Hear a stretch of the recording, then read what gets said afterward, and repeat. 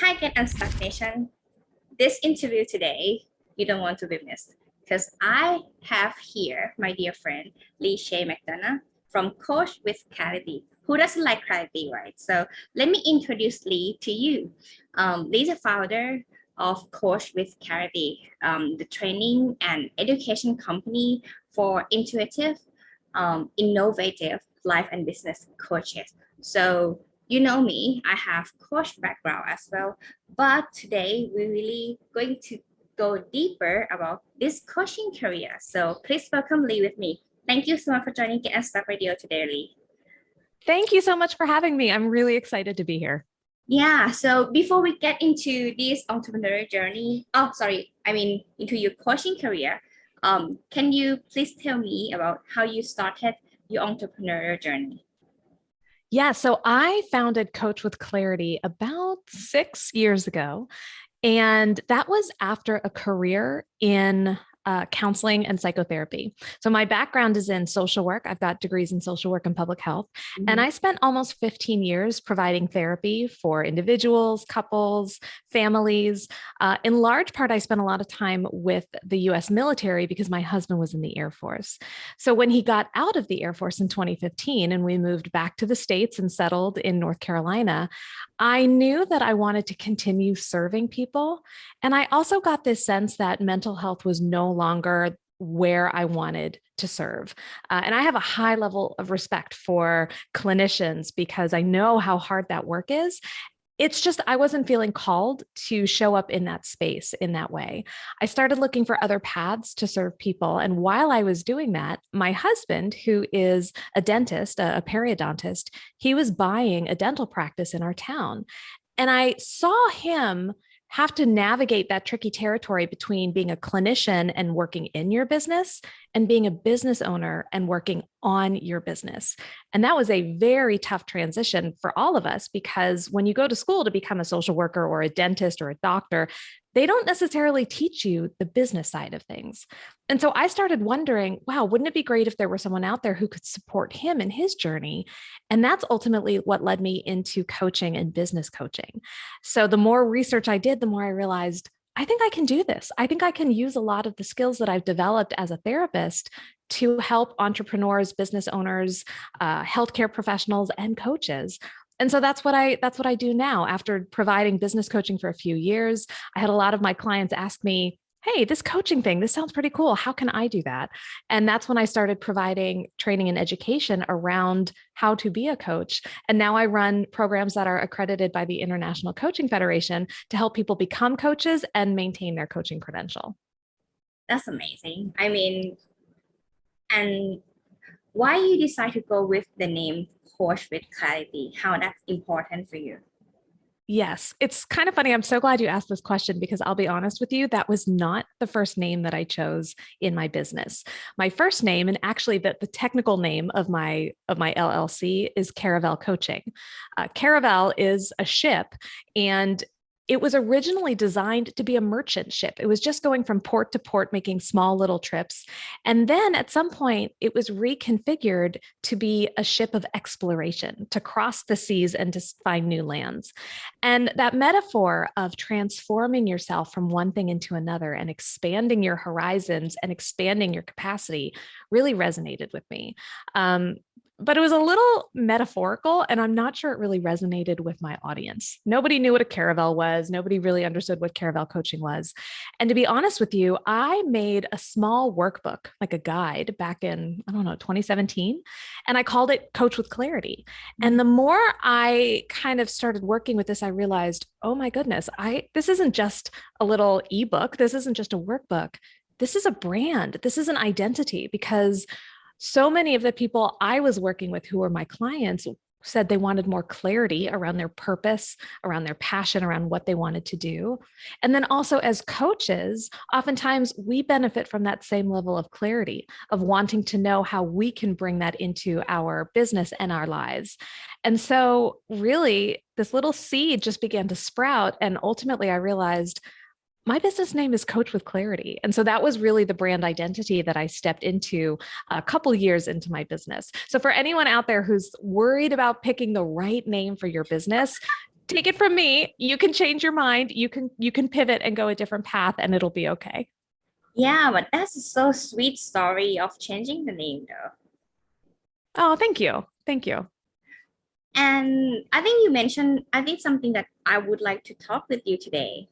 I think clarity is so important. Like many people just still like at some point they could forget, but and then something missing in their mind or something more important coming in. So regarding to that, like how can we live our life with alignment in your opinion? Yes. What I see a lot is that people wait to take action until they have clarity.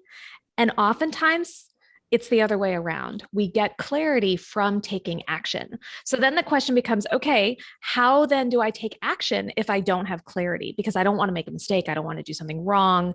And we can have a whole conversation about if it's even possible to make a mistake. That's a whole nother thing.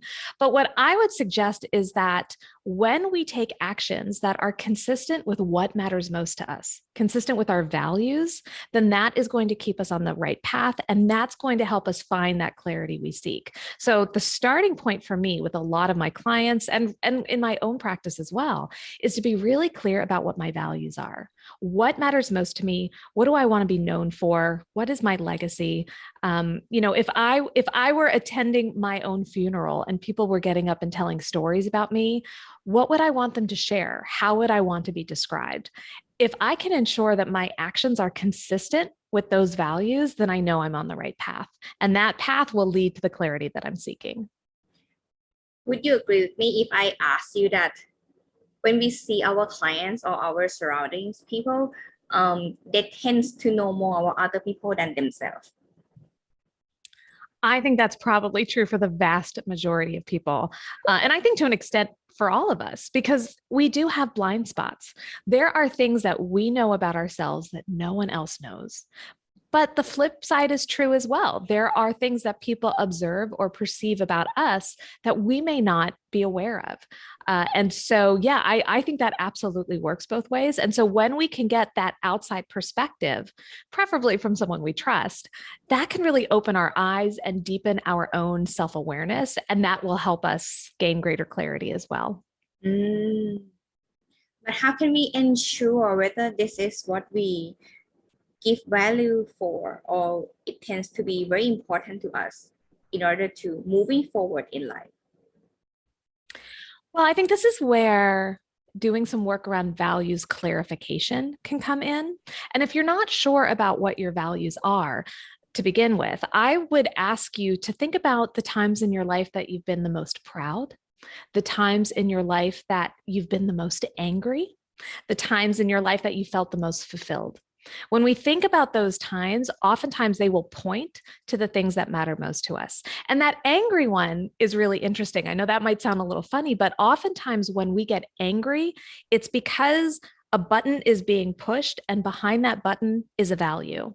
Mm. So if I'm getting angry because another parent intervened and was telling my child what to do, and I'm getting angry because who are you to tell my child what to do? Well, what's behind that? Well, maybe I value autonomy as a parent. Maybe I value independence.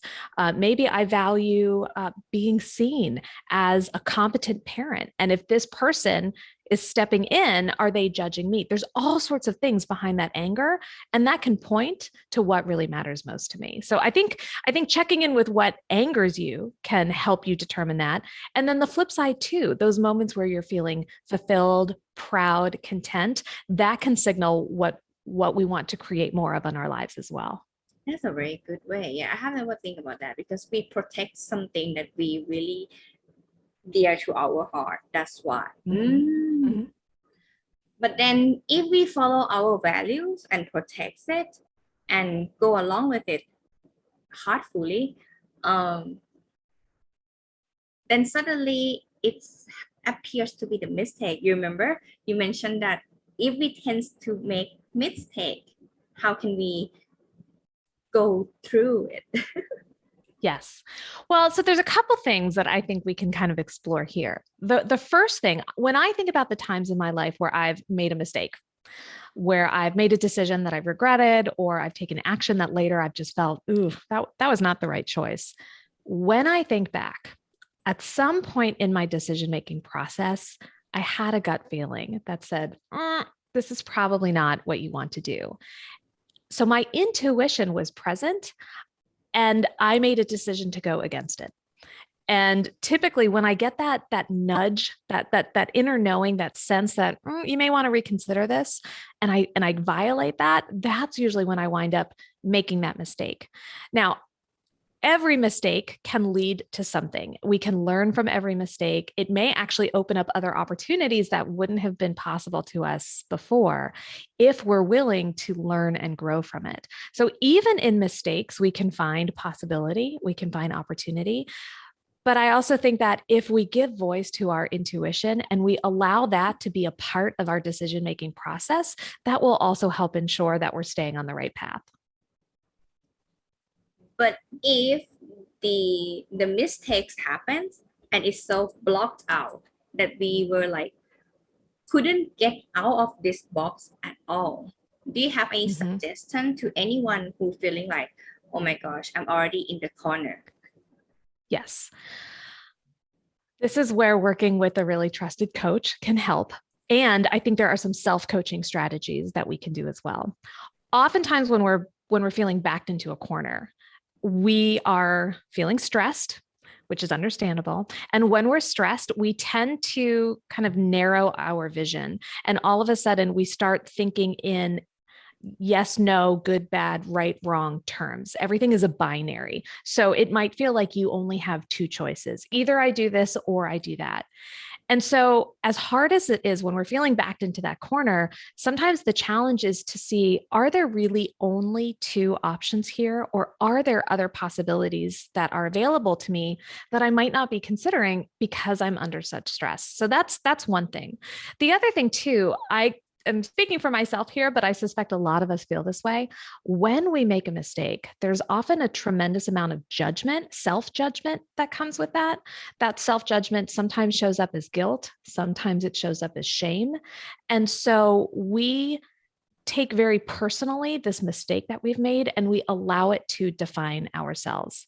And one of the things that I talk about in my book, Act on Your Business, is that we tend to get hooked by those thoughts. We have that thought, I've made a mistake, I'm a screw up, and we fuse with that thought. And all of a sudden, because I've done something wrong, I am wrong, I'm a bad person, and we just kind of spiral down. What we want to do is see if we can defuse from our thoughts so that we separate our sense of identity and who we are from what we do. Certainly the actions we take represent us, it represents our values and so forth. But just because we've made a mistake, it doesn't mean that it has to define us moving forward. And so when we can create some space between those judgments and our identity, that's where we can find more space to find those possibilities and kind of navigate our way through whatever situation we found ourselves in. What I hear you mention a lot is about the thinking process. Mm-hmm. Yes. I think this is where mindset work comes into play. And I know mindset is a pretty loaded term. It's used a lot, actually. Yeah. It's pretty big. And so much so that it's becoming a buzzword. And I feel that sometimes we kind of gloss over what it really means when we're talking about mindset. And my definition of mindset may be a little different than other people's, but when I'm talking about mindset, I'm talking about the way we relate to our own internal environment.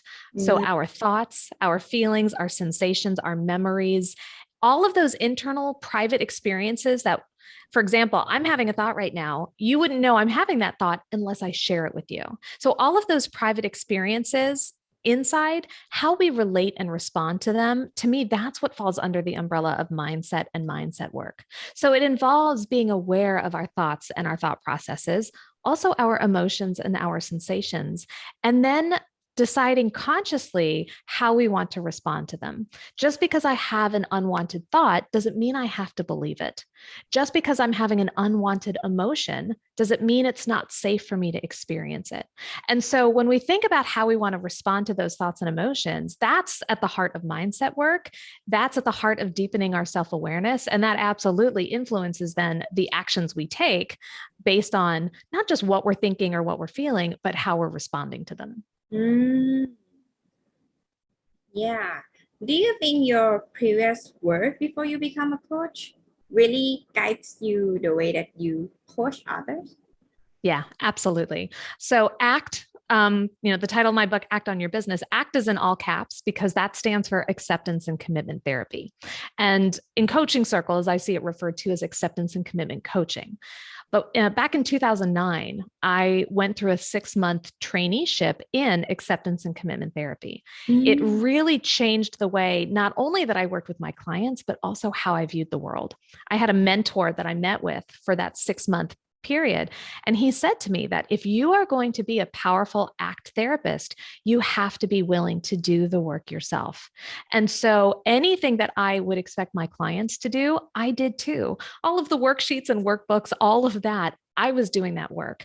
And so in my life, for me, I see a dividing point between life before ACT and life after. And so all of those ACT principles certainly guided my experience as a therapist, but they're not just limited to the therapy room. These are principles that are applicable universally. The mindset work, developing meaning, knowing your values, seeking mindfulness, all of those things are relevant regardless of whether you're a therapist or a therapy client or, it's for all human beings. And so I definitely pull a lot of those principles into my work as a coach.